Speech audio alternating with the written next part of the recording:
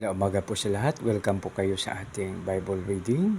Maraming salamat po sa iyong panahon na kahit busy po kayo ay nakikinig. No? So, salamat dahil mayroon tayong multitasking na anumang ginagawa natin, pwede tayong makinig.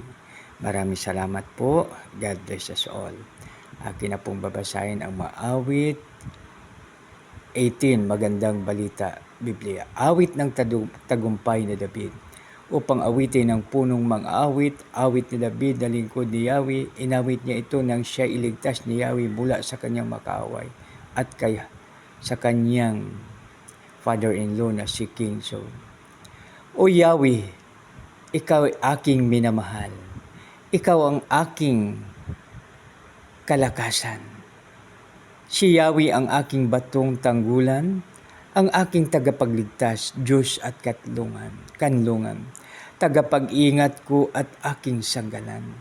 Kay Yahweh ako'y tumatawag, sa aking makaaway ako'y iniligtas. Karapat dapat purihin si Yahweh, ginapos ako ng tali ng kamatayan. Tinabunan ako ng alon ng kapahamakan. Nakapaligid sa akin ang panganib ng kamatayan. Nakaumang sa akin ang bitag ng libingan. Kaya't si Yahweh ay aking tinawag, sa aking paghihirap humingi ng habag. Mula sa kanyang templo tinig ko ay narinig, pinakinggan niya ang aking paghibik. Ang buong lupa ay nauga at nayanig, pundasyon na mabundok ay nanginig, sapagkat ang Diyos ay galit na galit. Lumabas ang usok sa kanyang ilong, mula sa kanyang bibig ay ang baga at apoy.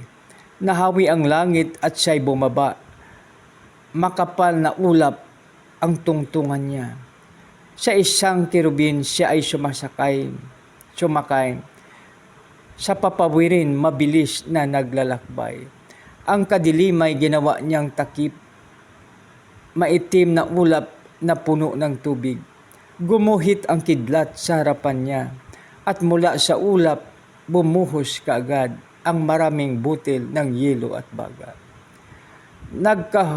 Nagpakahulog si Yahweh mula sa langit. Tinig ng kataas-taasan agad narinig. Dahil sa mga palasyo sa kanyang tinudla, ang makaaway ay nangalat sa lupa. Nagsala sa labat ang guhit ng kidlat. Lahat ay nagulo, kaya't nagsitakas. Dahil sa galit mo, O Yahweh, ang ilong mo, galing ang bugas ng hangin, ang bugso ng hangin. Kaya't ang puso ng dagat ay nalantad. Mapundasyon ng lupa ay nahayag. Mula sa kalangitan itong Panginoon, sa malalim na tubig ako'y inahon. Iniligtas ako sa kapangyari na makaaway na di ko kayang labanan. Sinalakay nila ako nung ako'y naguguluhan, ngunit si Yahweh ang sa akin nagsanggalang. Nang nasa panganib ako'y kanyang tinulungan, ako'y iniligtas sapagkat kanyang kinalulugdan. Pinagpala ako ni Yahweh pagkat ako'y matuwid. Binasbasan niya ako dahil kamay ko'y malinis. Mga utos ni Yahweh ay aking sinunod. Hindi ko tinalikuran ang aking Diyos. Lahat ng utos niya ay aking tinupad. Mga batas niya ay hindi ko nilabag. Nalalaman niyang ako'y walang kasalanan. Paggawa ng masama ay aking iniwasan. Kaya naman ako'y ginagantimpalaan niya, sapagkat alam niyang ako'y totoong walang sala. Tapat ka, O Diyos, sa mga tapat sa iyo, at napakabuti mo sa mabubuting tao. Ikaw ay mabait na taong matuwid, ngunit sa masama ikaw ay malupit. Ang mapagpakumbaba ay niligtas mo, ngunit iyong binabagsak ang mga palalo. Ikaw, O Yahweh, ang nagbibigay sa aking ilaw. Inaalis mo, O Diyos, ang aking kadiliman. Pinalakas mo ako laban sa kaaway, upang tanggulan nito ay aking maagaw. Tanggulan nito ay aking maagaw. Ang Diyos na ito ay sakdal ang gawa at maasahan sa kanyang salita. Siya ay kalasag ng mga umaasa at ang naghanap ng kanyang kalinga. Si Yahweh lamang ang Diyos na tunay. Tanging Diyos lamang ang batong tanggulan. Ang Diyos na sa akin nagbibigay lakas. sa daraanan ko'y siyang nag-iingat. Tulad ng usa tiyak ang aking mga hakbang. Inaalalayan niya ako sa mga kabundukan. Sinasana niya ako sa pakipagdigma upang mabanat ko ang pinakamatigas na pana. Iningatan mo ako at iniligtas. Sa iyong pagkalinga ako ngayoy tanyag. Sa iyong pagtulong ako'y naging matatag. Inaalalayan mo sa bawat pagakbang ang mapa ako'y ni hindi nadulas. Makaaway ko'y aking hinahabol at di tumitigil hanggang di sila malilipol.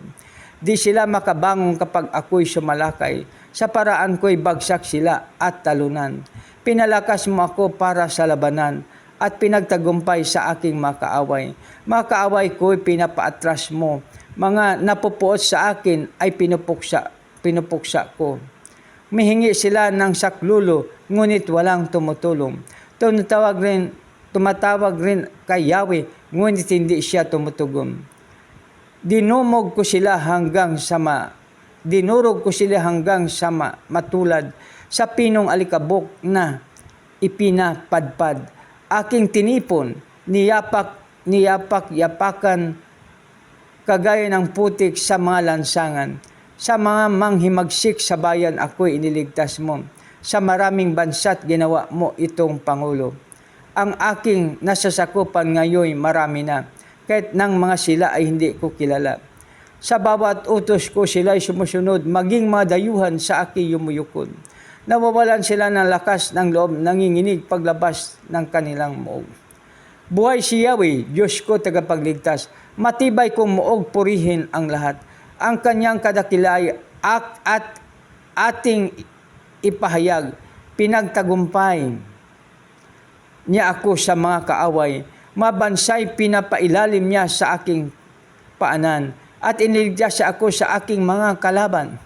Laban sa marahas ako'y pinagtagumpay. Sa aking kaaway, ikay aking kalasag at patnubay. Sa lahat ng bansa, ikay aking pupurihin. Ang karagalan mo'y aking aawitin. Ang iyong pangalan aking sasambahin.